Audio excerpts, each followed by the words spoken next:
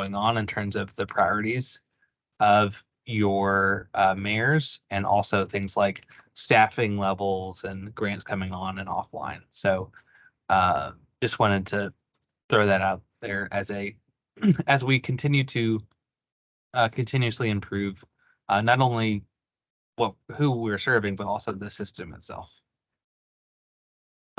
So what are we trying to achieve? Our goal, as always, is to become the best public workforce system in the nation.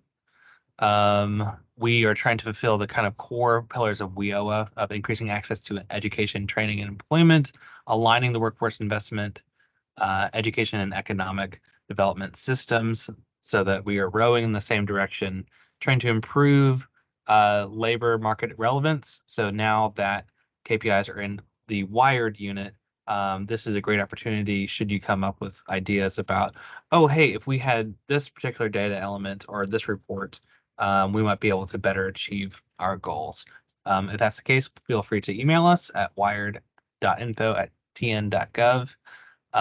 We are making sure that the delivery of services are also improved, which means, of course, making sure that we are not asking participants their life story again and again, right?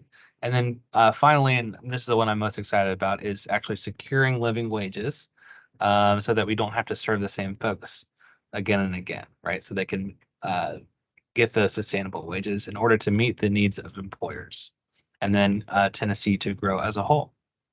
So throughout this presentation, you might see things like Northwest or Southwest, but really it also means and Tennessee, right? So there are definitely opportunities that the state can help achieve. And there are also instances where state processes might be prohibiting you from those achievement levels. So definitely looking forward to hearing those. Speaking to federal performance, this is the scorecard, and I just wanted to summarize this by saying we got this locked down, right? Like we are one of the highest achieving states as it relates to federal performance. And if anything, like we can kind of put the pedal a little bit off to the middle as it relates to this, and we can focus on these local or state objectives. Some things to point out about federal performance is they are percentage based, which means that if we have a scenario where perhaps one local area is serving 160 folks and 128 people find jobs, but another local area served 15 and got 13 people jobs. Of course, what's the answer from a federal performance side on what is the highest achieving?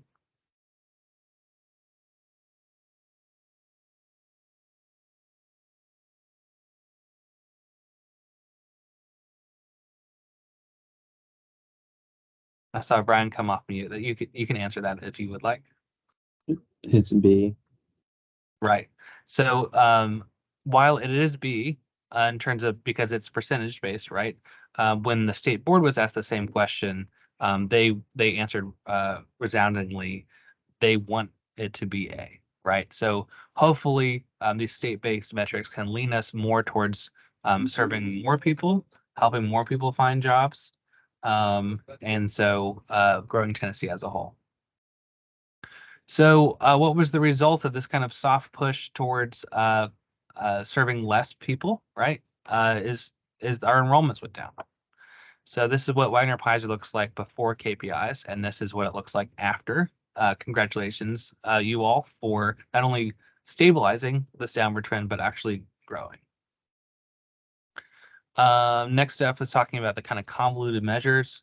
We want to avoid those wherever possible as it relates to KPIs, right? So we want to have clear definitions and titles.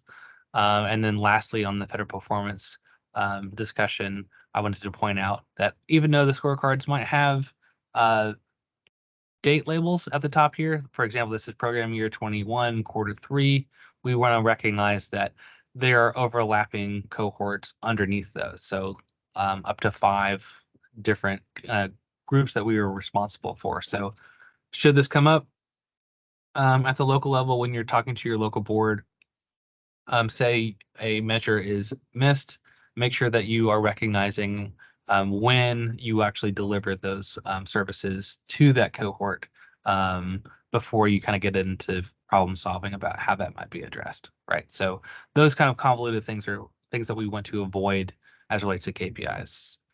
All that being said, our commissioner has tasked us of making sure that we are measuring the right things, and hopefully that means um, state-based metrics, which is KPIs. So that is WIOBA within the context of Tennessee.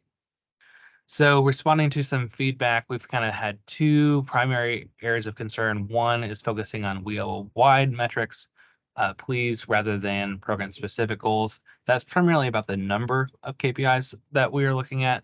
Last year we had 23 of those, which I think kind of watered down the key of key performance indicators. And then secondly, where possible, please shift to outcome-based measures, right? So that would mean focusing on, we would love to focus where possible on the effectiveness of our services rather than how busy we are, right? So, going into the responses of these constructive feedback concerns was first, we are looking at some outcome-based cross-programmatic measures. So one of these might be something like Drive to 55, which is education-based, which would touch on these four tenets of the core pillars of WIOA, increasing labor force participation rate. Um, hope I just said labor force participation rate. I mean to say labor force participation, and that the reason why I say that is because 1% of the 2022 labor force is a whopping 34,100 folks. And so if you take that in the context about what we are trying to do with KPIs this current year, which is a 5% growth target, divide one by the other, and you get 2,061. So we would have to increase our goals. So imagine what we're going to negotiate now. Imagine everything being 2,061 times higher, right? So we want to make sure that should we look at this measure, something in this ballpark of labor force participation, which I think is a great metric of moving people from no job into the workforce, we want to make sure that we have counts of those, probably based on our historical baseline. So that's my little soapbox on labor force participation. And then on the final metric, and this is actually one that we've actually gotten to the point where we're happy with this being a pilot, is living wage. And so this touches on these three core pillars of WIOA and what kind of makes up a living wage. So the state is trying to figure out, we would like to use MIT living wage as a model. What we still have to figure out is how do we put the square peg in the round hole, as it were, as it relates to figuring out, given the data sets that we have available, how do we kind of square it with this great model? So just for some further explanation on how MIT living wages model work is they have kind of three components. As we know that this is just like the poverty level, that's going to be a formula rather than just a hard number. And the formula will be based on three characteristics. The first will be where does the participant live? This is kind of a quick sketch about similar wage levels. And so basically you can see here in Northwest and Southwest, it's primarily like this matching area here with exception of around Dyersburg and Jackson. And then secondly, uh, not only where someone lives, but how big their family is, right? So if you have a bigger family, you're probably going to need more income. And then finally, what is the makeup of that family? So if we had, say, two adults both working with one child, they're probably going to have to make a very different salary than on the other end of a single parent with two kids, right? So that's the kind of living wage spiel there. Going into like uh, exactly what this means, I highly recommend checking out Teagle 722, which kind of goes into things like what are the signs of a good job? How can the American Job Center Network align services to kind of promote this quote unquote good jobs, which include things like stable and predictable living wage. So if that sounds fun, this little spiel here, feel free to email me at benjamin.pasnu@tn.gov to kind of get in the small group of figuring out how do we move this pilot into something that we are more definitive about as it relates to bringing it on as a full-fledged KPI. Continuing on with this great constructive feedback that we've received is, as I mentioned, we had 23 KPIs last year. We're reducing those down to 13. Hooray! And then, but there is some caveats here that I just wanted to outline. One is we're kind of formalizing this concept that, hey, when you have things like incumbent worker or national dislocated worker, those additional pots of money, those you normally come with strings attached, right? And so those strings are just going to be called KPIs now, and we're going to track them the same way as if they were a KPI. So if we tell the national government that we are going to serve 100 folks for a wildfire, that will be the KPI, right? And then on the TANF side, aka Families First, we had 2 great metrics from them, and they would love to come back. But just to keep everyone in the loop on that, is there's 2 major changes going on with Families First. The first is they are shifting their service delivery model. Rather than have a provider-based model, they are bringing that in-house. So that's a major change. And then the second one is they're completely changing their case management system. And so given those 2 changes, they kind of want to hold off in terms of presentation of their KPIs, and hopefully they will come back on the other side of that. If you notice that last year's wage attainment number is very similar to perhaps a living wage number. And so they did say that should they come back on, they would love to, where possible, align with whatever we come up with on the living wage side. I do have one further asterisk here, and that is from Northern Middle. So Northern Middle had the idea that, hey, under the reduced KPI measures of 13 this year, incumbent worker wasn't included, right?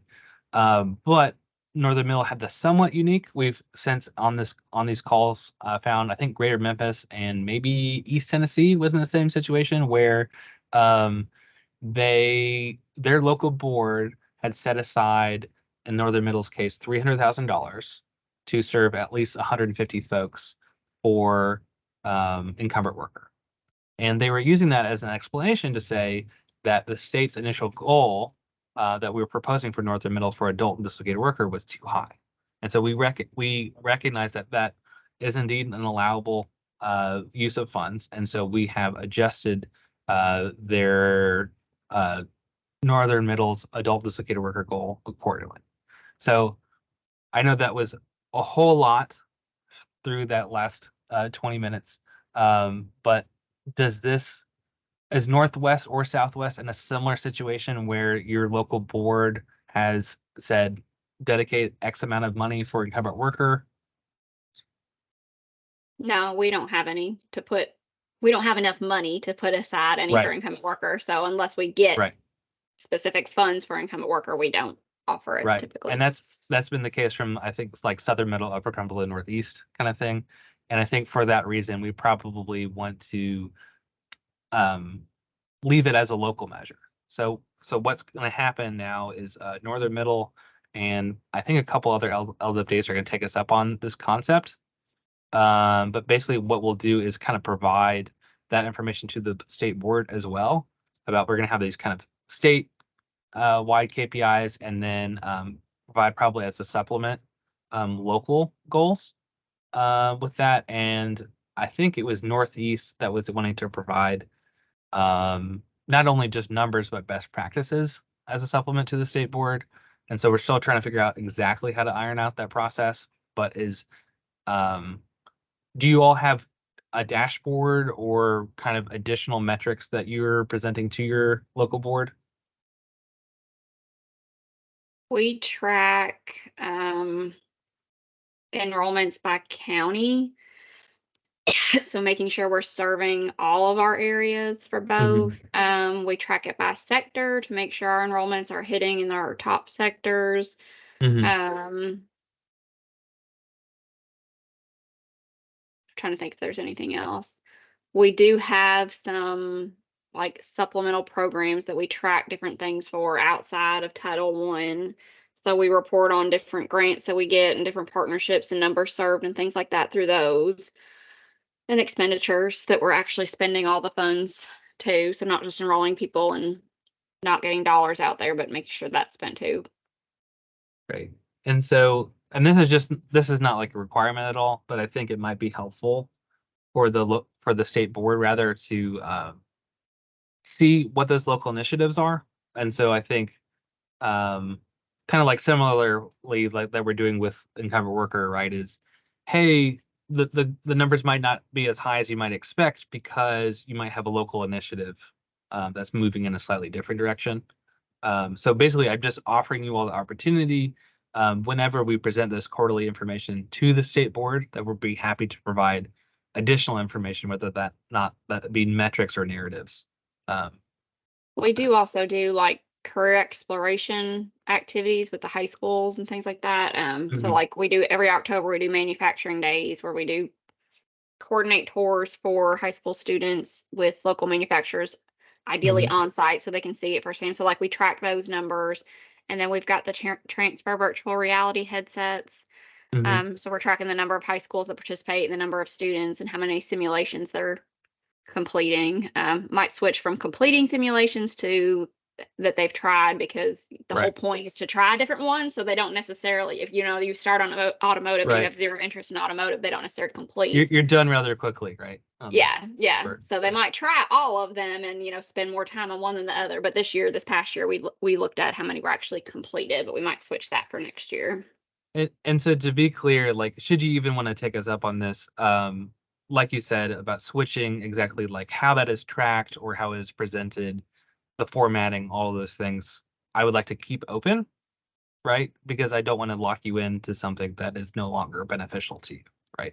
Um, so is this kind of process with that you think that would be favorable for as it relates to Northwest Southwest? And it doesn't even have to be everything that you present. It could just be like, here's some highlights, or whatever you want to do. Uh, So are you just looking at adding additional KPIs to kind of capture the work that happens in the local initiatives outside of the I would probably not frame them as additional KPIs. I'd probably frame it as, here's your KPIs. Here's what we negotiated. Here's what we agreed to. But in addition to that, here's some supplements to that in terms of like this is what's going on, say, in Northwest and Southwest. that might be how you mentioned, I think, Hmm. Northeast, whoever said best practices. Right. Yeah. To me, that almost is kind of how you could do that, is to say local priorities or local initiatives in this. I don't know, Right. but Right. I think like best practice honestly kind of gets a little bit hairy, right? About like how is that presented and is mhm. that looking professional? I would prefer to kind of, where possible, kind of keep it quantitative, right? About like anything that you have a goal for, right? Like you wanted to achieve X, you're actually at Y, kind of thing. Yeah. I think that is more helpful. Not saying we couldn't have additional narrative, but I think that that might be ballooning to the point where we're submitting hundreds of pages again. Um, Yeah, we don't want to do that. Mm-mm. right. Yeah. So, but perhaps that's another further conversation. But I just wanted to open that up. Okay. And then the second thing that we're moving on, those same great constructive criticisms is with living wage, of course. So that is going to be both WIOA wide in terms of all programs can contribute to that, and also an outcome-based measure. We do recognize that not the aim of all programs is not high wages, right? I think AE is a good example. CSEP is a good example where the aim of those programs is moving people from no job to a job. And so we definitely want to bring in those other kind of cross programmatic metrics as soon as possible. Other pieces of feedback. We want to pursue opportunities for additional funding. We, the state, do, because we recognize that funding is going down year after year. And so good examples of that is the summer youth work experience, right? Hopefully that is beneficial there. And then another example is Northern Middle's Fort Campbell strong initiative. And the reason why I would bring that one up is because they kind of wrote the grant independently of us and then asked to partner with the state. And so that's another great opportunity because I think like having the state heading on things that maybe only the state agency can submit is another source for funding there. So we're just open to continuing similar efforts on that. And then finally, hey, it's August 11th, the after or soon to be the afternoon of August 11th. These goals should be reflective of July 1st, right? So we were late on those, so apologies there. One way that I hope to address that gap is in the email that was sent out last month when I sent out the program year 23 targets. I also included forecast targets, and so hopefully that will be a good fallback option should we again fail to meet that timeline. So hopefully this will be helpful, like when you are writing your contracts, right? To know exactly how aggressive the state wants to be. Again, we will continue to reevaluate things every year because things change so much from year to year. But hopefully, should we not say anything, that'll be something to lean back on. Moving into local board feedback, we kind of had this first point carried throughout the process. I think Southeast put it quite nicely of saying increasing enrollment targets while decreasing funding year after year will compromise service delivery quality. And so I'll go into that in a second. Second is, hey, how can the AJC affect living wages? There's that TEGL 722 that I recommend looking into. Third is the incumbent worker that we already went into. And then fourth is KPI points of contact. So that is something that I will send out along with this recording in the slides. I don't have them in the slides currently, but I will add that before those are sent out. So this is kind of, again, the timeline of the creation of KPIs. And again, we are late in getting those to you before July 1st. So we've kind of determined how big the pie is, aka how aggressive we want to be in growth this year, which is, I would probably summarize things as about 5% growth across the state. And now this call should be actually the final call and trying to figure out how best to slice those goals. So this is what the adult dislocated worker new enrollment looks like across the state. And then the sum of the goals here. So as you notice, incumbent worker is off of there. The reason that we took it off is kind of these huge swings that you see, which is very hard to set reasonable, fair goals from. That being said, that should the financial situation change in Northwest and you want to, if your local board wants to take on something like incumbent worker training goal, we'd be happy to adopt that as a local KPI. So we already talked about Northern Middle.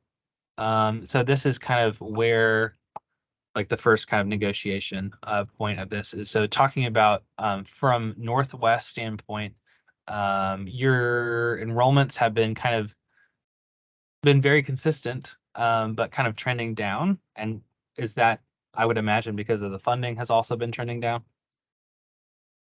Yes, and just in general, when unemployment's really low and people can get a job pretty Right. easily, we just see less people going to the AJCs, less people going into training. Right. Less support is needed when you can get a $15 Right. an hour job elsewhere, right? Yep. And so we, the state, wanted to recognize that drop in funding. And so we were looking at a 3-year change because the baseline that we used to develop the 5% growth goal was based on a 3-year average. So applying that from to the finance side, we saw that Northwest received a 21.9% drop in funding. And so what we did was we dropped our initial proposal to you all by that same amount. So basically, rather than ask the original of 275, we'd be asking for 215. And then I went ahead and I split out this 215 proportionally to the numbers that you proposed. So basically that would be something like 74, 47, 42, 52. Does that look like something closer to a workable number? Yeah, we're good with the 215. Let me make sure I got so 74, 47, 42, 52. Yeah, and I will be sending a kind of more a clear version of this, so rather than just everybody have to taking notes too. So Thank you. yeah. This is Northwest adult numbers, and I just wanted to bring this up because they were dropping. We just talked about this. This is not just new enrollments, but this is total enrollments. I would imagine this is the same kind of explanation about as funding decreases, our caseload does as well. Yes, and I would say over the last several years, we've probably seen an increase in our on-the-job training enrollments. Mm-hmm. And they're shorter term enrollments. You know, they're going straight to work, so they're pretty much like in and out in a couple of quarters. Mm-hmm. Versus when we've got more folks going into 2 years worth of training, they stay in those numbers longer. Right. That would probably be part of it. That makes sense. So are you part of team work first, or are you calling it something different, or We don't another? really have a catchy name. We did try Yeah. to kind of adopt their catchy names, but we started OJT it's probably been about 12 years now where we really started focusing more on OJT and moving that way. And again, it goes back to the whole when unemployment is low and people are going straight to work, there's, you know, still a training need there. It's just on the OJT side, more on the classroom side. Right. So moving into Southwest, kind of similar explanation here is you all initially proposed, or we proposed a higher number. We thought we want to split the difference between the number that you all proposed and that we proposed, aka 202. And again, I just did the similar thing where I looked at proportionally what you all initially submitted for the split. So that'd be something like 68, 45, 40, 49. Does that square with your Southwest hat on? Let me pull up Southwest, switch over to Southwest, because that was what we proposed, wasn't it? Oh, proposed yes, the yes. 202? Okay. Thank you. That was we did not split the difference. We chose to accept the number that you all submitted. Yes, and that was how we had the quarters broken down. Yep. Cool. Great. Mm. So far, so good. And then I provided total enrollment for the other one, so I just did for Southwest as well. Maybe it made sense to mention this earlier, but so that first comment that I was referring to from Southeast, right, about hey, our funding's going down, but the expectations keep on going up. How is that going to affect service quality? I thought that was a great piece of feedback, and we're kind of addressing this in two ways. So first is from the service delivery side, and then second is from the financial side. So on the first into the service delivery side, I think we have already, I don't know if we have a chat here. Ryan Okay. just said he had to step away, I think. That's fine.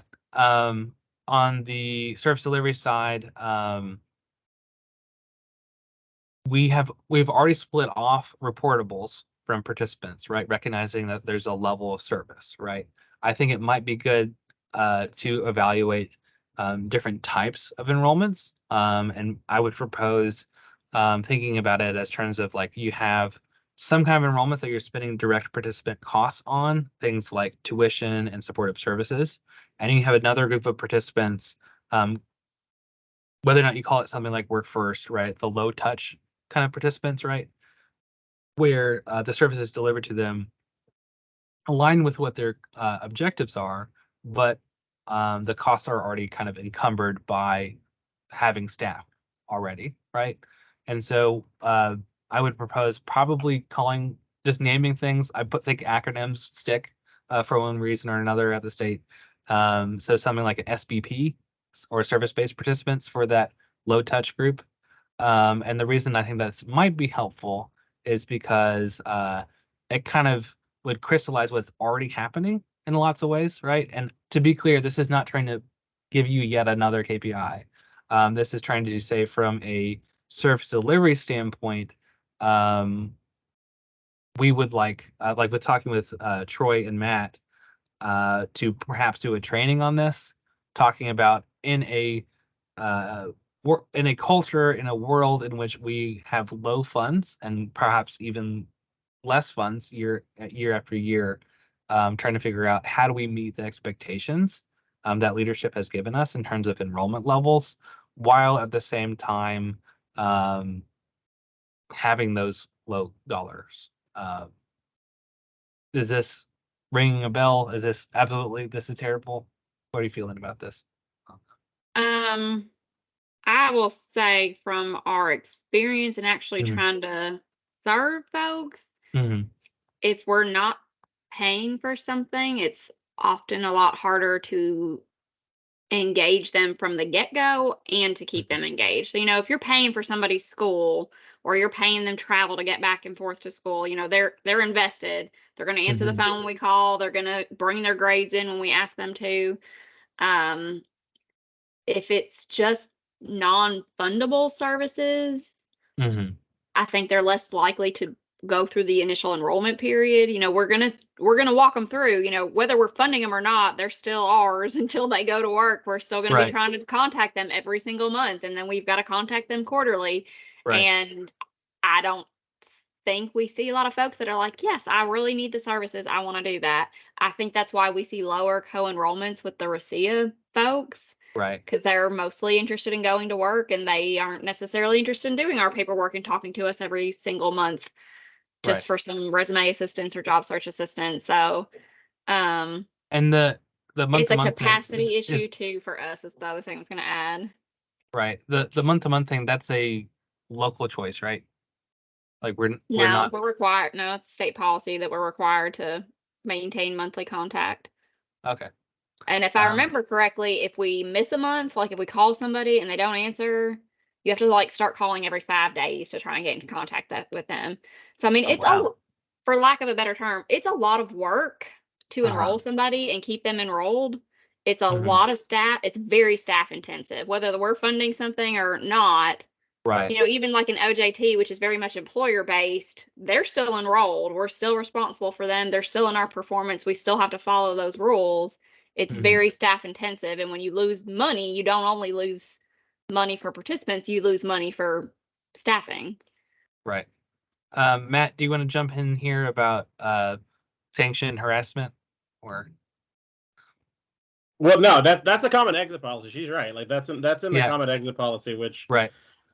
which came about when I was a case manager. And yeah, it is very onerous. It's very staff intensive for sure, and that's something that we can look at. But yeah, I think this isn't so much a formal thing that we're looking to do. It's more just kind of coming up with some ideas Right. to make the money go farther, basically. Mhm. To just trying to find new and different ways and just kind of hearing y'all out because each area is different and each area has got its own challenges. But we definitely recognize the staff intensiveness of this. Right. So that's I'm glad you brought it up because that's something that we definitely need to keep in mind. Right. If It's anything, also, it's more staff intensive, right? It's yeah, Yes. it's saying like the way that we are changing someone's career trajectory is staff, right? Yeah. which is Um, kind of contradictory to the NPCR policy. Yep. Because, like, we've got to enroll people that we can fund to spend participant dollars to meet our 40% NPCR. right. So if you're then taking up some of that enrollment and that staff capacity and spending no dollars, it hurts us on the NPCR requirement. So on the MPCR thing, and I think like that's a great comment. Is one of the things that we were thinking about in a previous call was talking about how in a scenario where you're right now are kind of just having one kind of service delivery model where it's kind of tuition based, and I often make the joke of when I say like what do you do, Ben, to a civilian, I'll say I help run a convoluted scholarship program, right? That's Um, pretty accurate. Yep. but increasingly I think that's less accurate, right? Like because we do so much more than supportive services and tuition assistance, right? um and so kind of trying to broaden that out would be perhaps helpful. But back to the MPCR thing is if we are spending money if we are spending money fairly uniformly, if we kind of switch that to focusing funds on a particular group that are high touch, that are hardest to serve, that need more supportive services to get across the line, do things like completion rate and median earnings numbers, um, then perhaps we can even do better from federal performance. And also, as it relates to MPCR, it's Brian, correct me if I'm wrong here, but it's a line item expense, right? It's just how much money was going to tuition, not like against how many people. Ben, say that again. A line item. What do you mean? Oh, sorry, I might have misspoke. Brian, on the financial side, as it relates to MPCR, it's just how much money is going towards things like tuition and supportive services that are line item in terms of the how many expenses are direct participant costs, not how many went to a particular participant. I think I understand what you're saying. It's basically just fiscal kind of led the decision on the minimum cost per participant, and they're looking at just services. They outline the services that they wanted to include to be divided over the enrollments, and so that's if that's your answers your question. Right. Like so if you are spending in both cases $200,000 on say tuition, you're going to have the same MPCR. It just would be that $200,000 would go farther because it would be spread out over less people. If that makes sense. Yep. We're going pretty deep in this conversation. I think that there's lots of things to explore here about does it make sense? If it does make sense, how do we issue guidance as it relates to this? And then switching over to the financial side about how we thought we might better support you all is big caveat here is if discretionary fund is available, of course, perhaps the state can be more proactive. And that means like rather than say, hey, you could submit an application for additional funding, I think it would be great to look at perhaps particularly third quarter achievement. So like if, for example, Greater Memphis last year did 135% of their adult dislocated worker goal in the first 3 quarters, right? And under this traditional model of tuition is what we do, then of course their enrollment's tanked, right? And so I think from the financial side, we can also look at this to say, can we be proactive to for these high performing areas to kind of continue those high enrollments accordingly. So that's another. I think something else to keep in mind Yeah. is in Greater Memphis and in Southwest, we have for-profit entities Mhm. serving as career service providers. And so we basically pass on our goals to them, and there's profit tied to them. And one of those being KPI enrollments. And just because you hit that number, and they might hit that number and get their profit, Right. that doesn't necessarily speak to the quality and what happens with them after they're enrolled. So I Right. can't speak for Greater Memphis, and I have no idea if that came into play whatsoever. Right. But in my 1 year of experience in Southwest with a for-profit entity, there's a lot of focus on profit and Right. hitting numbers to get profit, which does not necessarily speak to quality. Right. So I just think we need to remember that quantity does not necessarily equal quality. And Right. again, in our case, where we are now sharing all of our board staff and fiscal agent staff between 2 areas, we didn't double the staff, we just doubled the work for our existing staff. We can't do all the same things that we've always done. We can't hit all the numbers we've always hit. We've lost career service provider staff drastically over the years. Right. So I I think hate that's to a make great it sound point, too. like we're Yeah. not doing a good job because our numbers go down, because it's not just about that. Right. Right. And like, I think that is also a great kind of topic of conversation too about like, what are the pros and cons, not in terms of the board determining whether or not they want to go for a for-profit model or not, but also what are for you as an exec director or an OSO, what are things to be aware of? What things do we need to be aware of from a compliance standpoint about service quality, right? So I think that's definitely a great thing that I think would be great exploring more. On to apprenticeships. This is again kind of a we are WIOA, right? So this is not something directly applying to Northwest, but just to be aware of is apprenticeships has 2 goals this program year. First is the number of peak enrollments. So basically, if you have participants coming in that would benefit from the apprenticeship program, please refer them appropriately. So like in Grain West, that would of course be Ms. Shaw. The second KPI is talking about creating more state certified pre-apprenticeship programs, right? So similarly on the employer side, if you're meeting with an employer who needs talent and apprenticeship seems to make sense, please refer those as well. On to JVSG. So this is what we look like as a state. I don't know if we had, do we have anybody from JVSG on this one? I don't think so. Good So morning, Ben. Davina. It's Davina. hey, How are you? good. How are you? I'm gonna do a little spiel and then jump in if you have any additional comments. We'd love to hear them. There's a big change, right, of this year as relates to JVSG about we've recognized that there's been a chronic issue where we had a very high staff turnover, right? Yes. And so part of that was because the jobs they were finding people was actually sometimes more than how much they were making, right? Yes. So hopefully we've kind of lessened that by increasing their salary by reducing the amount of positions. So hopefully how this will translate to Northwest and Southwest is hopefully your JVSG staff will stick around longer. Right. They'll have more experience, and then from those we're anticipating hopefully at least the same, if not more enrollments, even though there's less actual positions within that. So this is what Northwest looks like in terms of their goal. And just so you know how we came up with these goals is we actually divided the state goal by however many FTEs there were in each local area. So does this make sense for everybody in the call, this 12, 12, 13, 13? Yeah. From the local side, Gina Abbott gave our, Mhm. did all that, and she was good with it. So I don't think she's on, but she did weigh in on that when we submitted everything. Sounds good. And then this is similarly for Southwest. I assume similar comments here. Yeah, Gina Abbott looked at both Northwest and Southwest for us and was good with everything. Right.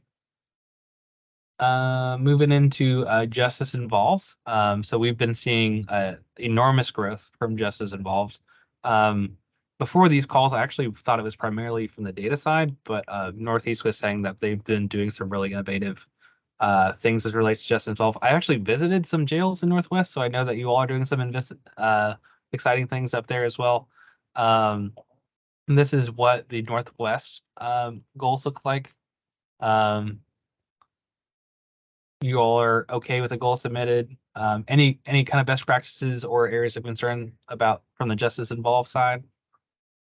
We had mentioned, I think in one of your Q&A sessions Mhm. about the Office of Reentry numbers, Mhm. that they're tracked in their own module and not necessarily co-enrolled into a Wagner Pizer Title I program, but we would love Right. for them to count towards this. Have you Yeah. found out any more about that? Is that a Luke question about, is the question, are they currently, or are you asking, are they able Can to? they be? I don't Can they think be? they were this last year.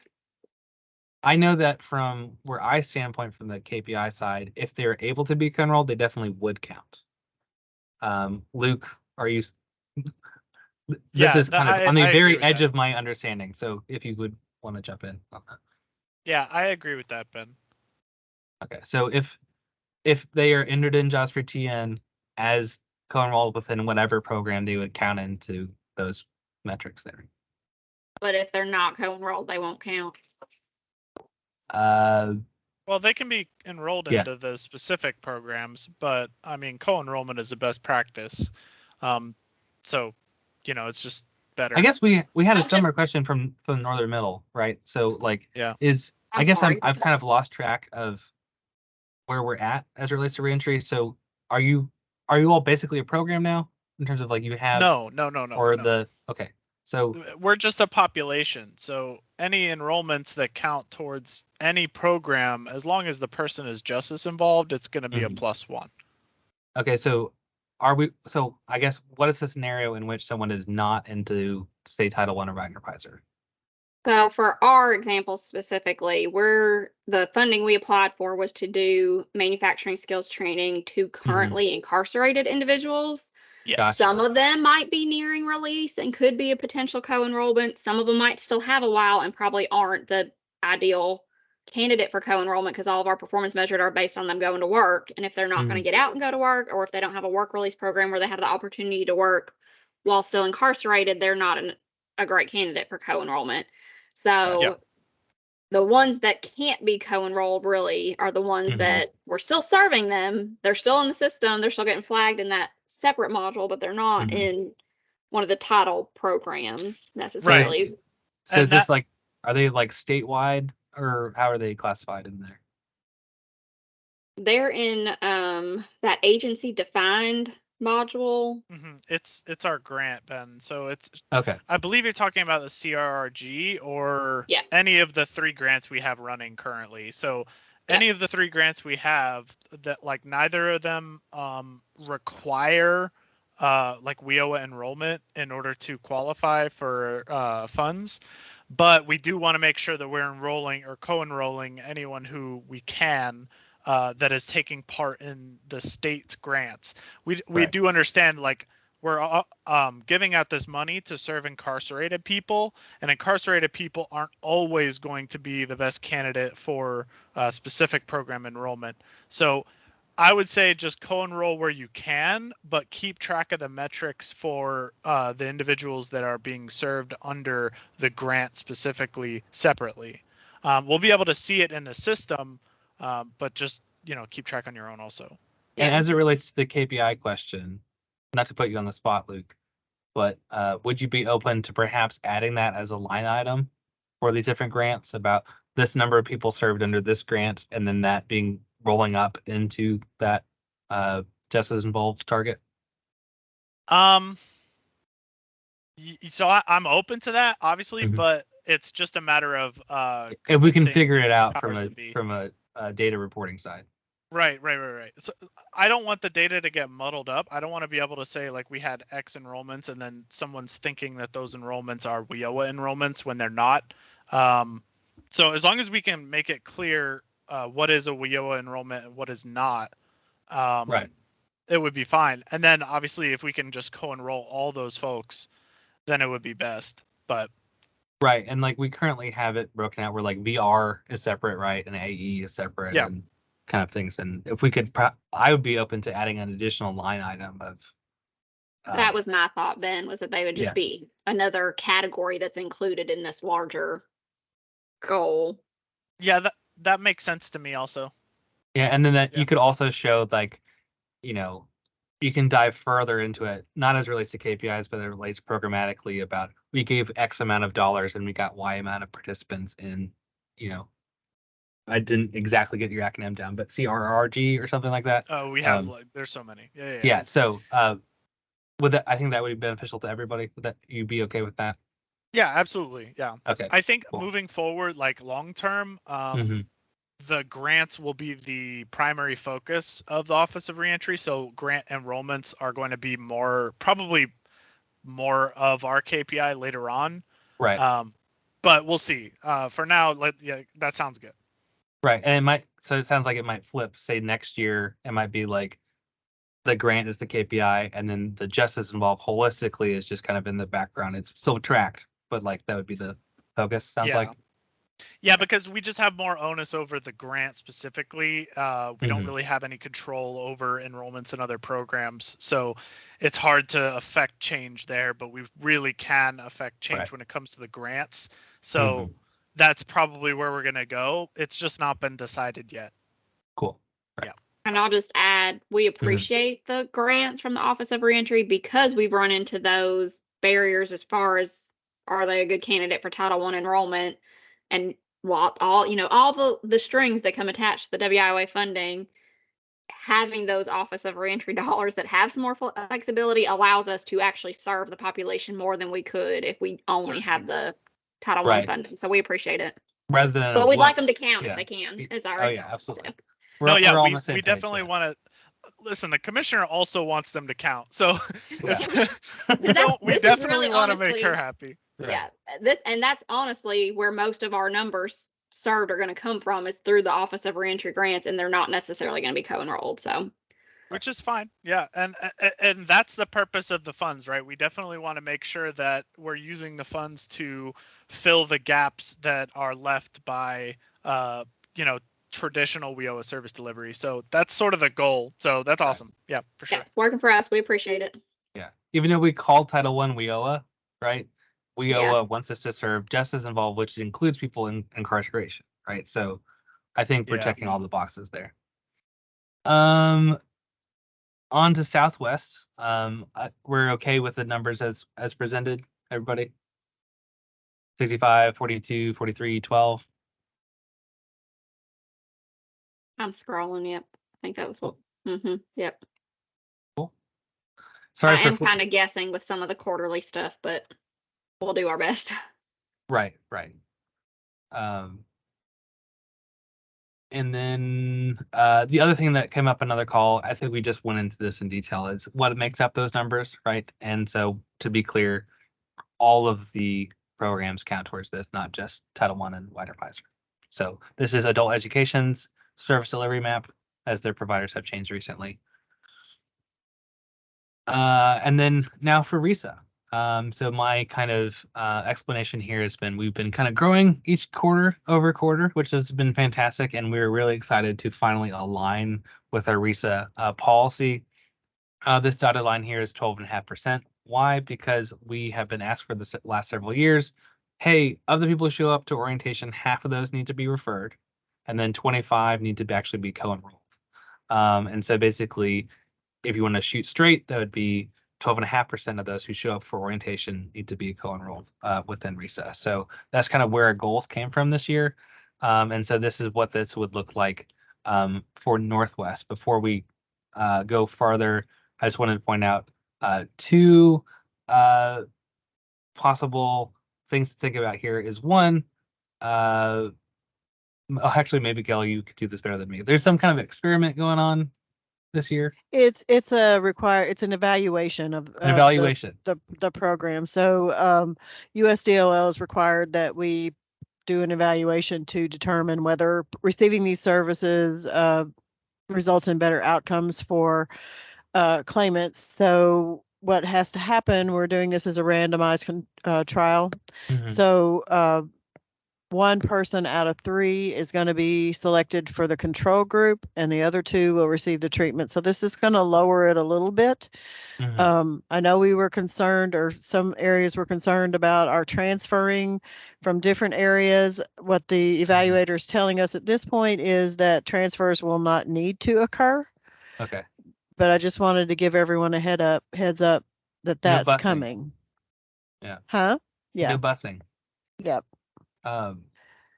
The other side, so like that would be a reason why your people showing up to orientation might be less, right? Right. The flip side of that is that some people are saying, hey, the economy is going to tank this year, right? And as Right. we know, that should that occur, RISA is the first one to swing. That's where- exactly right. Right, where we could be looking at 10 times as or even more about how many people were showing up to RISA than Yes. this past year. So Right. so So because yeah, because hopefully, of it could be less and it could be way more, we just said like let's do something similar as if we continued on from last year. So that's kind of where Right. the goals came from. But no more transferring.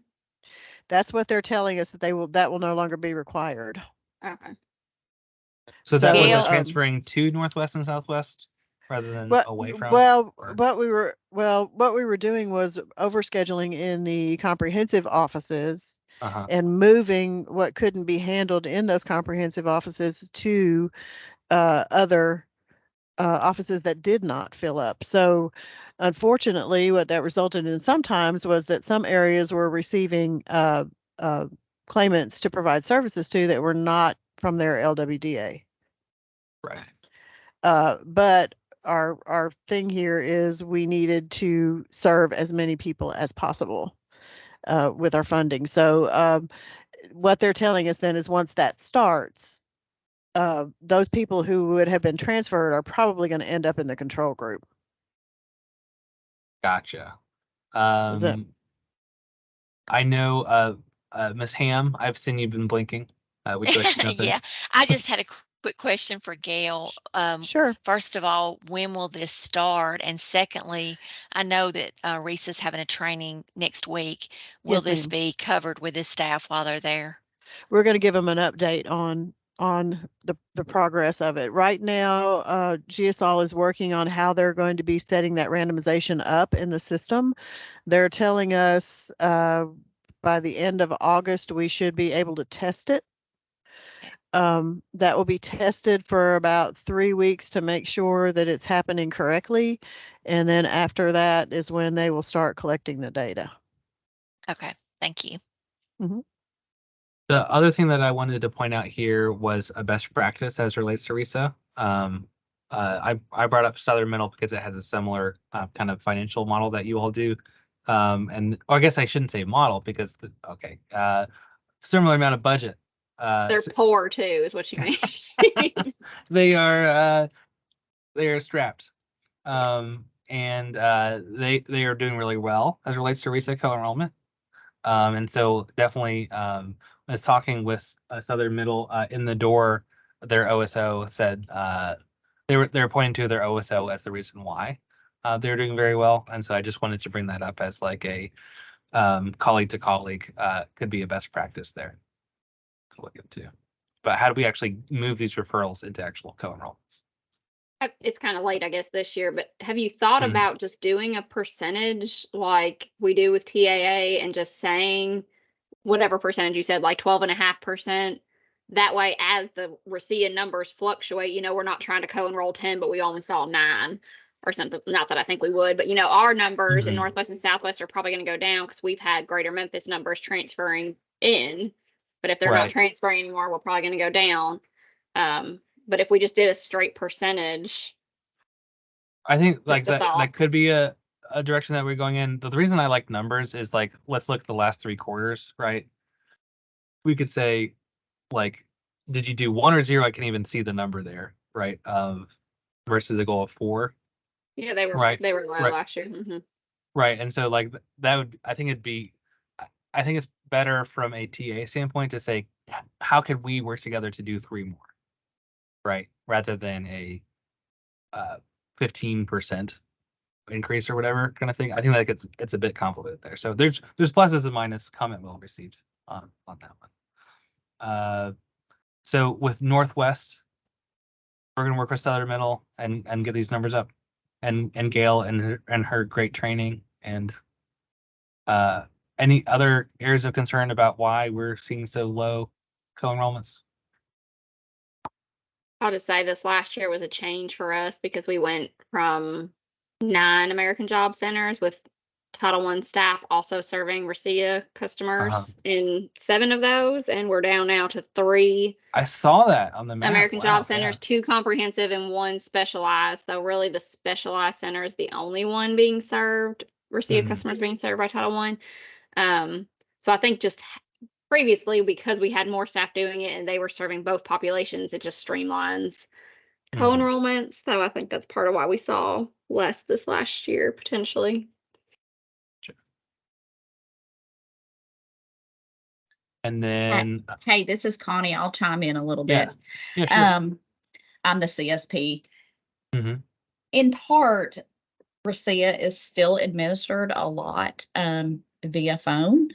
Mm-hmm. So they're not coming in the door. And so if they did come in, sometimes Miss B in Dyersburg does have some people I've seen when I've been in the AJC that are face to face, but the majority of them are over the phone. It's very difficult to do a Title I co-enrollment completely over the phone. Right.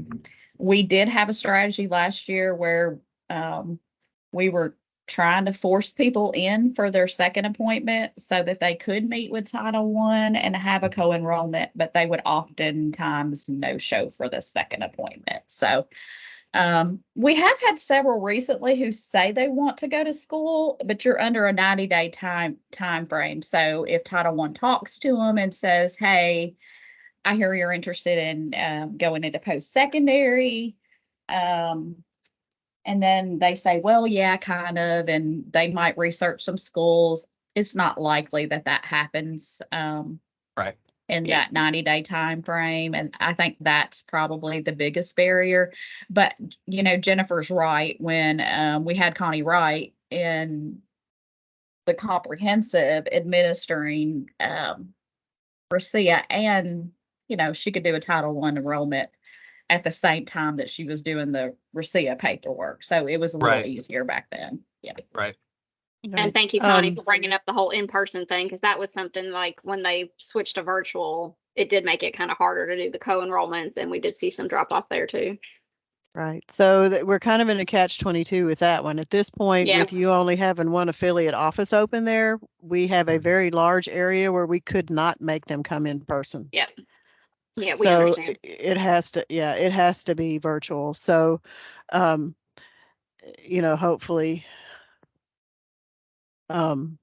hopefully going forward, USDOL has told us that we can continue to do virtual meetings if we need to. They do have the option to come in if they want to. That's probably where you're seeing B getting some coming in.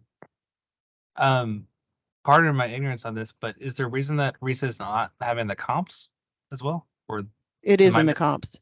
It is. It's in both of the comps as well as the affiliate. Okay, you're just saying because of, okay, gotcha. Because there are, rather than 10 to 3 or whatever the change was, in terms of the, okay. Right. Yeah. Right. So, we never have made them drive over 50 miles to get to an American Job Center to do that. They're on unemployment limited funding. So, we would have to exempt some folks that are selected in this case if we couldn't do it virtually. Right. Gotcha. I'm sure you'll have many more conversations about this one, for sure. Thank you for including me on this one. On to Southwest. This looks like even more different, right? Even though we have had some enrollments here, the goal is much higher of 88889. How are we feeling about that, people on the call? We have agreed to it via email, but I just wanted to point it out that this is much higher than what we've had seen over the last, say, 2 years. I had 17 Did I? for Southwest, 4445. Let me make sure. 47. Yep. That would do it. Me marking this wrong. So 4445. So that'd be more kind 17 total. That'd be more like flat from a target standpoint, not doubling. Yeah, we like that better. Yeah. Thanks for saving us, Jennifer. No, appreciate that. I might not have noticed if you hadn't pointed out how much of a change it was, and I was thinking I didn't remember it being that much of a change. I was going to bring it up. I was going to actually recommend going down on that one. So that being said, 4444 is still much higher than we've done too, right? So same explanations, same kinds of temps, trying to figure out perhaps how we can better remotely do Title I co-enrollment, right? Yeah, and we do offer that as an option. It's just there's a lot more to it. It's just Right. it's kind of a long process, so it's not always the smoothest to do virtually or by phone. In Southwest, our biggest struggle has been a lot of frontline staff turnover. So right, and making sure that the frontline staff have the time slots available to do that co-enrollment over the phone, right? Yeah. So, all right. So we're okay with the numbers as submitted, not these ones that are on the screen. Yeah. Okay. Yeah. Cool. Moving on to CSEP. So we already had a call separately with CSEP just to make sure that everybody's on the same loop with this one. We had 2 KPIs last year, right?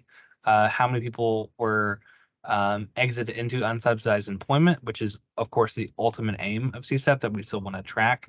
But we thought as it relates to KPIs, the push was going to be new enrollments, and so we're just going to have that one KPI as relates to the older worker program. And so this graph is showing our vacancies over time, and you can see that they've kind of ballooned since COVID in terms of more people are actually exiting that red line than number of people are coming in the green line. And so basically the push this year is to do 1/3 of a new enrollment goal of 1/3 of the slots available by provider. So basically that would mean for TN CSA, that'd be 10 new enrollments over the course of the year. And then for workforce innovations, that'd be 6 new enrollments. Kina, were you on the meeting about enrollments? No, not with CSEP. No. Okay. Is it possible that we can get added to that? Yeah, and I think And it's I always been a balance, right? About like how many people are on how long of a call, when, where, kind of thing. Yeah. And so well, and I will say that most of the communication that goes Mhm. out goes to our CSP, and we Mhm. really need to be, in on that. So Okay, so do we have Lance on this call or Nestor? I know that there's a lot of simultaneous meetings happening this week. I do not see them. But if one of you all would please email me the contacts that you would like the CSEP emails to go to. okay. Right, because we could send them to, Miss Bain, but better than that would be kind of like actually knowing who the contacts would be, right?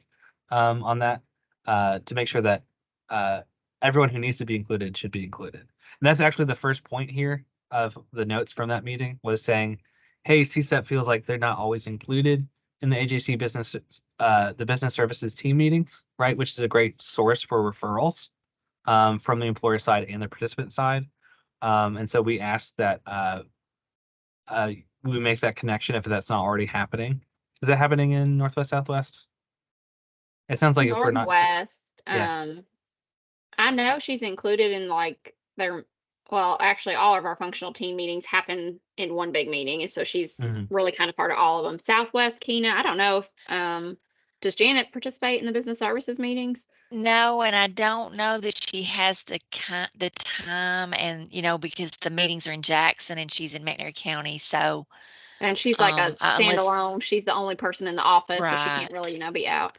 unless they included her virtually, that would be the only way. Yeah.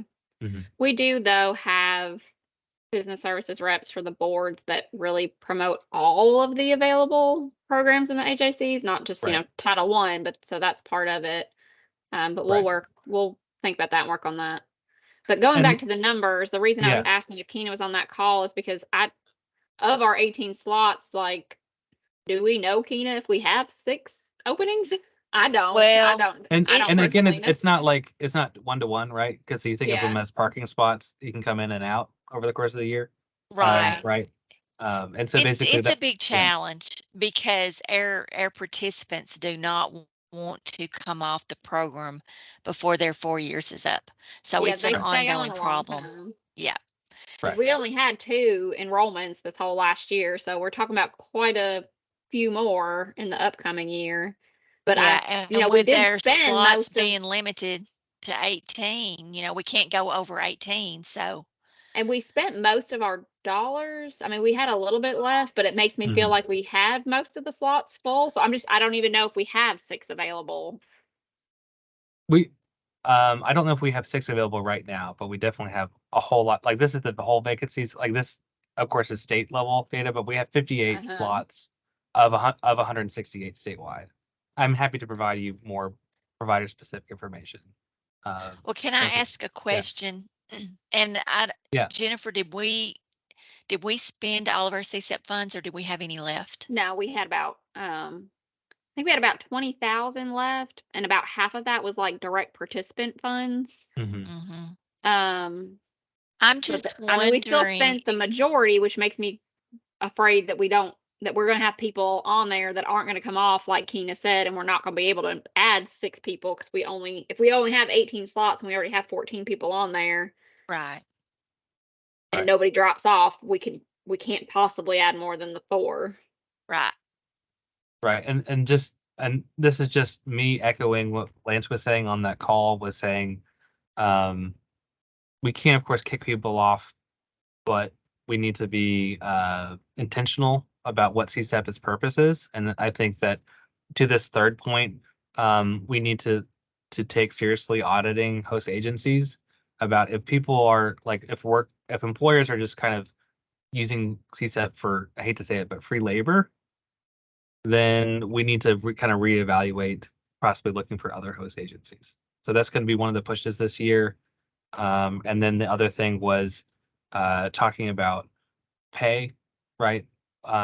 We've seen other areas talk about like there's a big discrepancy between what CSEP folks make and what they could perhaps make in the marketplace, right? Yeah. Some like 725 is very different than $15 or $20 an hour, right? Yes. So Nestor is working with FPO to try to figure out if we can narrow that gap wherever possible from a wage side, but also from an hours side as well.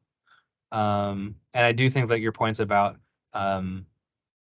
are we spending the appropriate amount of money, I think is well taken there. So if someone is, been in the program for 2 years, that they seem to be a good employee, then maybe we need to push, hey, they have 2 years of work experience now, shouldn't you adopt them as an actual employee, right? I don't mean to overstep as relates to CSEP, but those are the comments that were made in that Tina, will meeting. you email Ben about getting you added as the contact? Because I mean, it really should, in my opinion, come from us as to whether we're agreeing to a goal, not our subcontractor, and that's who I'm assuming was on the call. Right. Right. And again, this whole communication needs to be improved. Right. So I think weirdly enough, we have been improving year after year, but there's still progress to go on that. For Snap ENT, this is where we're looking like for a state, right? So progression over time. We dropped Snap ENT's new enrollment measure. We were bringing them back on. And the explanation there is because we've had some leadership change and DHS's leadership has changed, we think that there actually is a possibility that if we enroll more folks, we might be able to get more funds. Again, one of the pushes is to pursue additional sources of funding. So that's why we were looking at a SNAP ENT new enrollment goal. And so this is what Northwest looks like. I don't know if we have SNAP ENT folks on the phone, but we just had a big drop off the most recent quarter. We have SNAP ENT. This is kind of maybe more of a be aware that this is their goal kind of conversation. But this is what Northwest looks like. And then this is Southwest. So any comments on Snap ENT? All right. With trade, we're still trying to maintain that 90% as the program sunsets. Do we have Myra? Yes. Yes. Do you have any comments, concerns, questions, trivia as it relates to trade? No, and I know that in the area, and this is across the state, it has been a decline on participation. So we understand that, but we still had to meet our measures and targets for USDOL. So we have actually an open house that is starting in the West region, and it will be in Weakley County. This is in a couple of weeks. Um, we've been doing we're promoting everywhere in Northwest and all the surrounding um, areas around libraries, state departments. I'm going to put the link so you can find the information. We're targeting all these workers covered under previous petitions that still can be served, so we can still enroll participants. So those co-enrollments needs to continue happening when referrals are made. Thank you.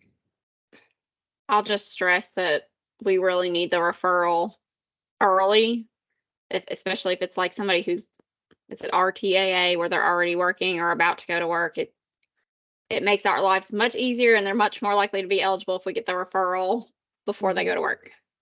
Well, RTAA still can be enrolled regardless if they have the job. But this will be another conversation about that. But we're not doing that anymore due to time limits. So it will be dislocated workers if they're enrolling and TAA, so they can, yes, be co-enrollees. They meet the eligibility criteria for Title I. We do have a local policy that because we have very, very few dollars that, we look at wages. So if they're already working, we do look at wages to see if they're making a good wage, they're not who we're targeting for training services. So just keep that in mind. I do. I do. Thank you. But that's all I have. Thank you, Myra. Yes, you're welcome. On to Wagner Pizer. So this is kind of what we're looking like at a state level. So we've kind of reversed that downward trend. Woohoo! And not only have we stabilized, but we've actually grown. And this is what it looks like for Northwest. And I just wanted to kind of compare and contrast between Northwest and Southwest. So it seems like Northwest is, I would say, kind of fairly flat here. And then Southwest is kind of trending up. Is there something that is happening perhaps in Northwest that is not happening in Southwest? I think you were referring to a little bit of a different service delivery model. Did you say which way? Oh, did you say it? I think I got that reversed. Northwest is trending up, and Southwest is. Now that I'm looking at it here, I think I got that mixed up. Southwest is fairly flat, and Northwest is kind of been trending up slightly. Is that just because you're located in Northwest and you're just you're closer? No, I mean, I don't think it has anything to do with us, but we do have 2 comprehensive centers in Northwest and just 1 in Southwest. So I think, collectively there are more staff on the Wagner Pizer side in Northwest, but in our Carroll County, our Huntington AJC, I would say the team lead there is really good at promoting the AJC and getting the word out and getting customers in, regardless of what that's for, whether it's there to see specifically Wagner Pizer or if it's somebody meeting, and it just helps spread the word about what we do and helps drive traffic some that way. That's the only thing that really comes to mind, though. So it seems like both of these goals are achievable, though. This Northwest that we agreed to. Abbott was good with both of them. Great. This is Northwest, and then this is Southwest, and then on to youth. So with youth, this is what we're looking like as a state, and then for what is we're looking at Northwest. So this is a bit of a negotiation here. We would like to propose that we split the difference here from what you originally proposed and what we originally proposed about meeting in the middle at 83. Which if you look over here, is something like, and again, I divided it the same way that you did initially, of 23, 23, 13, 24. Does that look like achievable numbers? No. Can we look at splitting the split and meeting in the middle again one more time? Do we have Troy or Nestor? I'm on. What would that be? So let me pull up you were at my what, cheat sheet. 83, and I think we were at 61. We're looking at Northwest, right? So with Northwest, we initially proposed 105. You all proposed 61. We said 83, and so this would be equals average of that'd be L4 maybe.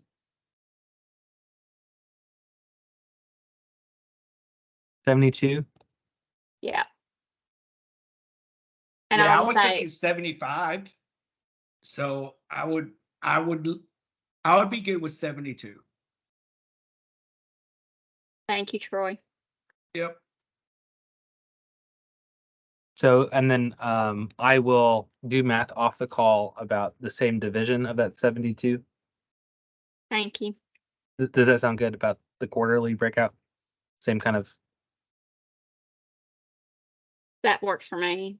I appreciate the flexibility because we did lose, I think, about 75,000 in formula funding this year for youth. Right.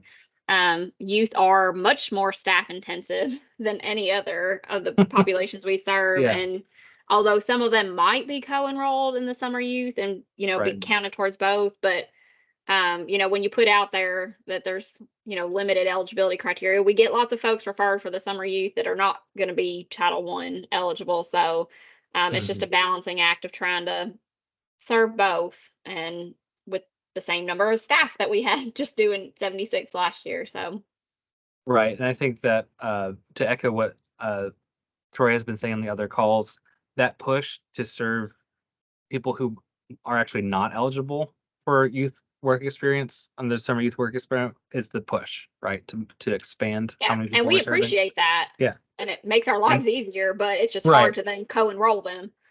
Right, which is the easier way to achieve KPIs, but that's maybe not necessarily the push that we want through that initiative, right? So so we're in agreement there at that 72. Connie, And are you then- okay with that? She's gonna say no, probably. I would like it to be lower. And I say this Mhm. simply, I mean, I'm going to be okay with it because I will co-enroll them from SYEP to that. I have a strategy for that to hit this number. But I do want y'all to understand, I have one youth staff, one for 9 counties.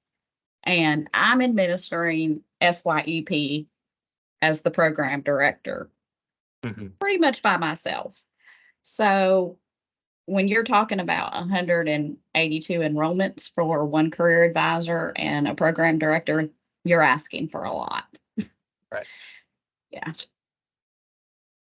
But the paperwork for SYEP, thank you, Troy, is a blessing. Yeah. It is like literally I can do a whole enrollment in like 5 minutes. So that right there, I think, is what will help us hit the goal in both areas. I know for sure I will hit SYEP, and I have met with several schools, and I'm trying to get youth who are, I might start them in SYEP, and then I'm gonna, because it's more paperwork intensive, try to, you know, get my youth with disabilities and basic skills deficient youth. And I do have a meeting with foster care, so hopefully something will come out of that. So I don't love the goal, but I think we can meet it.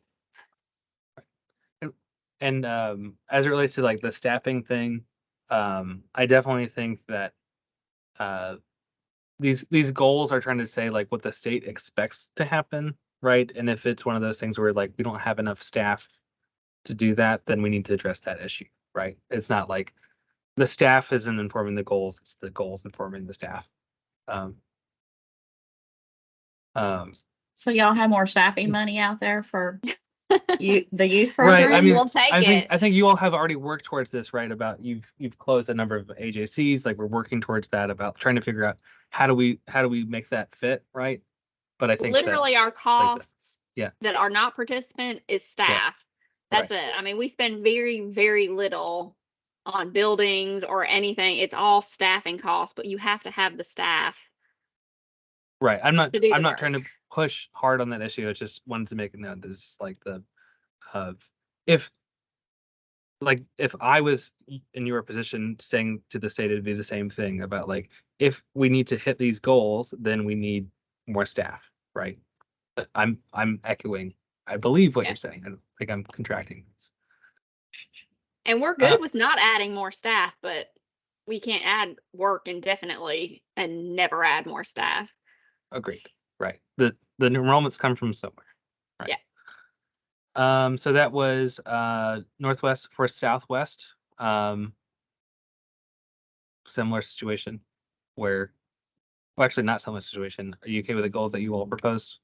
Yeah. I will say I want the CSP to hit those goals. I can't say that I'm super confident that they will, but we've got an abundance of youth money left over because we're behind from this last year. So we really need to probably enroll that many and more to spend the dollars, but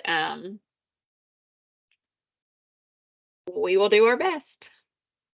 Any further comments, Troy, on Southwest?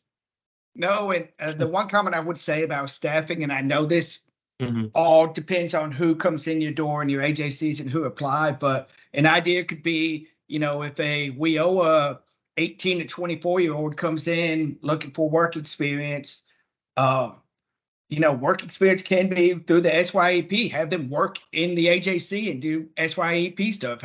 Take some of that paperwork or whatever you can off y'all. And it's an idea. I know what you have it has to be the right candidate to do that stuff, but if it helps, it's an idea. But as far as this goes, no, I'm good with it. Yeah, we do that, Troy. We Good. do have a few youth in the AJC, and we try, but we can't give them too much of our paperwork because we don't need a fail performance.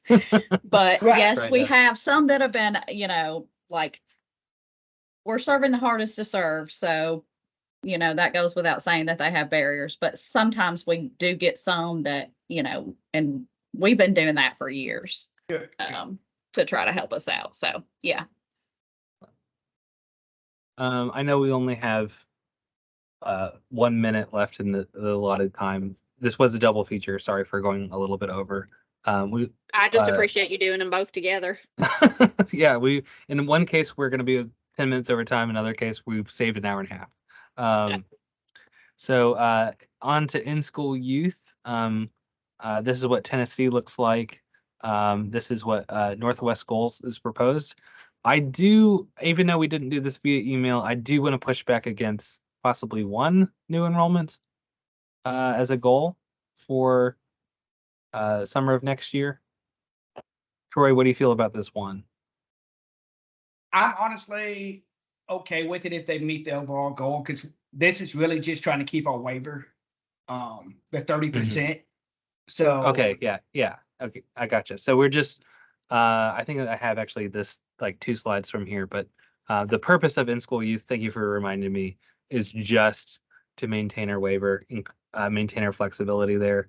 And so we just revised down at least Northwest goal there. And so we would want to align the in-school youth accordingly. So whatever 30% of 72, that will be the in-school youth goal, if you're okay with that for Northwest.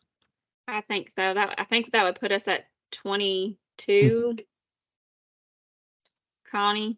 Yeah, we'll more than hit that. I mean, we'll have to more than hit that to spend 30% of the funds, because a lot of the in-school youth, obviously they're in high school most of the time, and they might work very limited hours. So Yeah. yeah. Would you be okay with perhaps having this number in the first quarter match this fourth quarter and then bringing down the second quarter number? I've been in, I can't tell you how many meetings where they said the goal was 1. How did we let that happen? Well, Like, we're going to more Denver. than hit those goals. I'm Right. really not worried about in-school youth, because I have a lot Right. of high schools that are wanting kids. So but if you want to the move it around, fourth that's fine. quarter, the April, May, June quarter, Uh-huh. those It's schools really- are done with us. Our That is last true. chance is before Okay. spring break. I mean, it could just be, So- hey, leadership, you need a better understanding of how the programs work. We're okay Yeah, with I it. mean, the We're- in-school youth, Yeah. they are in school, and we are relying on those high schools. So that's why, like, when we get summer youth dollars, if we don't get them until February, we've missed our shot to get anything in front of those students, because after spring break, they are testing, and then they are done and they are gone. So, like, Right. if we're going to get them out of the schools, we really got to get them by March. Right. Okay. Heard. And I will take that bullet for you all on that. Thank you. I'm really, honestly, Connie, you tell me. I would not be opposed to increasing it to like 3 if it's still pretty low, but it's I just mean, that fourth quarter is. That's fine. I mean, you could drop the 14 down. I mean, I was trying to remember what we hit in school wise last year. I can tell flip you. over to that if you would like. So we can do. I had 310, 3-1 when we were splitting it by 18. So if we're going up to 22, I would say you could at least add a couple of the So- extra 4 to that fourth quarter. What are we looking at Northwest here? Yeah. So yeah. So last year you did 521 73. Okay. So we can bring that up to 3. Are you okay with Yeah. that one? I think that's Okay. fine. And then I'll lower the peak number down accordingly. Thank you all for that. Just trying to. Hopefully rather three's a talk little about- bit better for you than one. Right. I would rather talk about how well you're doing, not to explain how programs work. Yeah. That'd be. Do you have our final results for fourth quarter of last year, the April through June?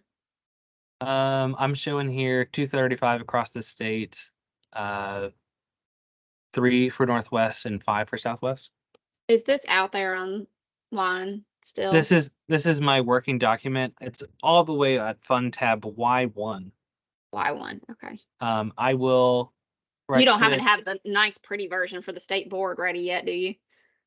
No, because I was prioritizing getting these out just a month late rather than We appreciate that too. actually a month and 2 weeks late, right? Yeah. Rather than even later than that. So this is a link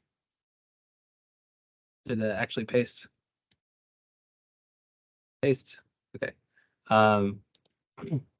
There's a link to this tab now in the chat. So Thank you. We just have our annual board meeting coming up on the 22nd. So we'd like to share final numbers if we have them. yeah, so basically after these this is actually the last call. So after this call, I will summarize all of these. And then I will immediately following try to work on that end of the year closeout. Thank you.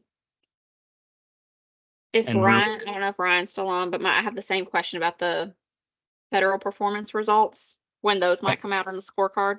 I know Will is scrambling in the cubicle next to me on that. Will, are you on this call? Yeah, was the question on the federal report? Yeah, when is that expected to come out? Should come out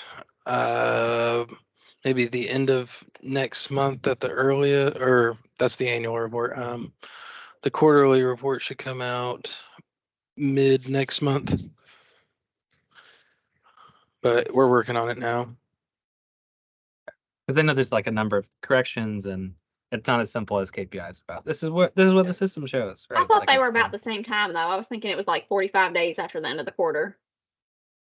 There's really kind of 5 reports for federal reporting. There's quarter 1, yeah. quarter 2, quarter 3, quarter 4 annual, right? We don't have quarter 4 yet though, right?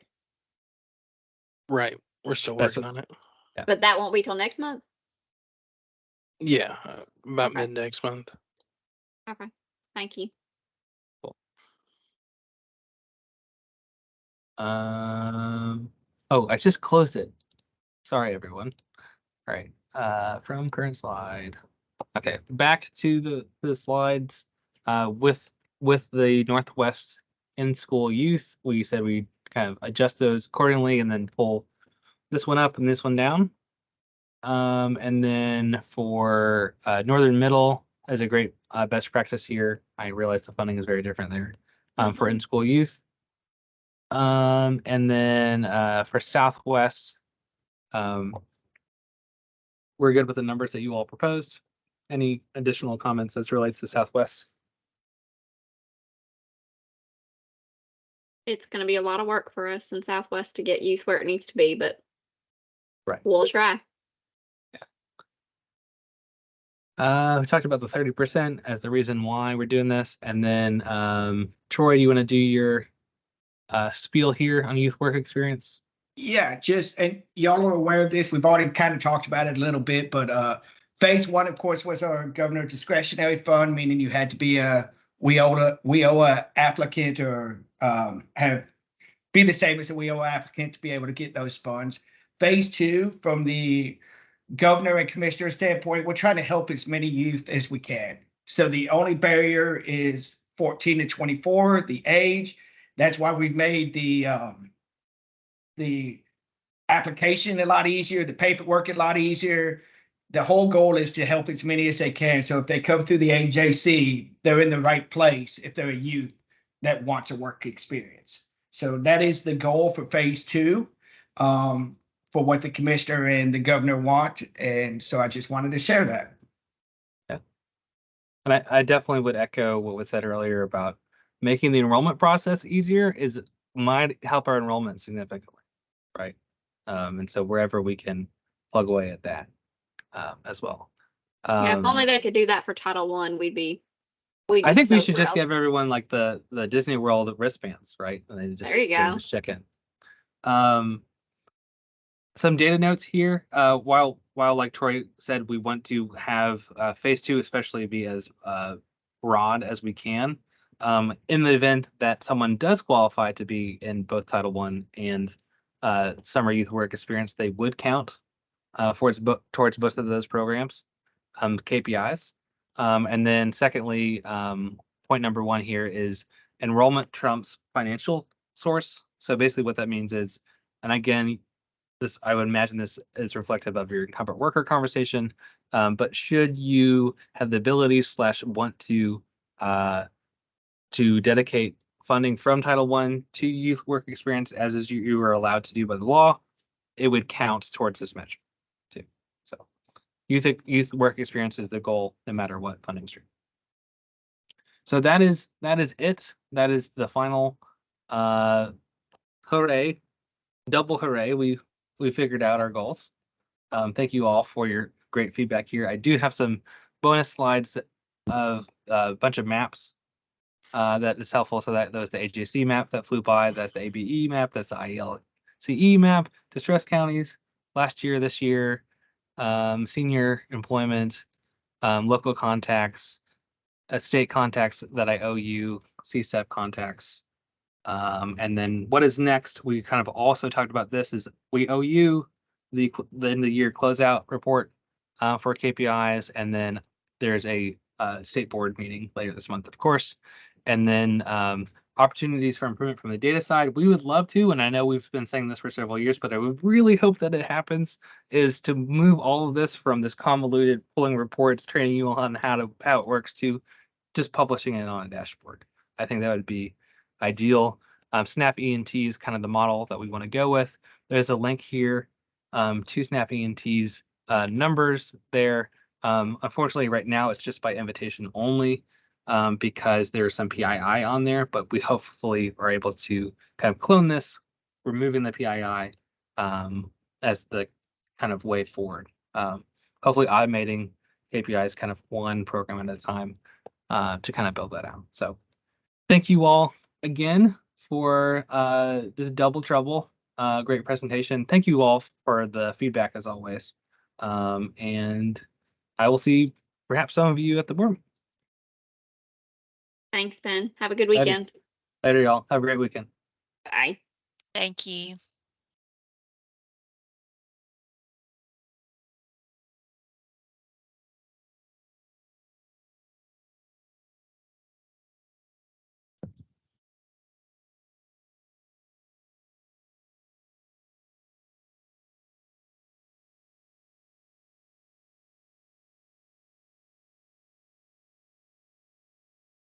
Did it. We done. It was easy. We got one call out like last 7 minutes. I got him without a straight answer. Or it's like, yeah, it might come out next month. I actually don't know. Like, we certified it on time, but is there like a certain day that we try and publish that? These are the due dates, right? Yeah, We can submit it early. It's just like that's what I'm saying. We did. We submitted it, but that doesn't mean the card's ready. Yeah. it just takes Yeah, I guess I should have just said whatever Keith feels like it.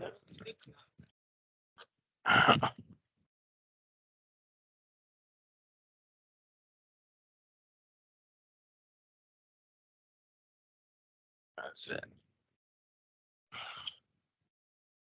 I didn't do it. Yeah.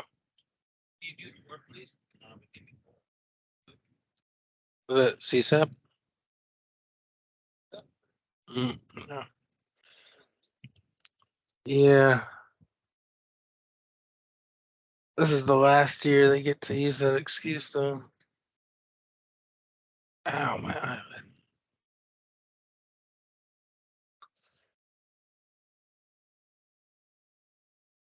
No. Comic book.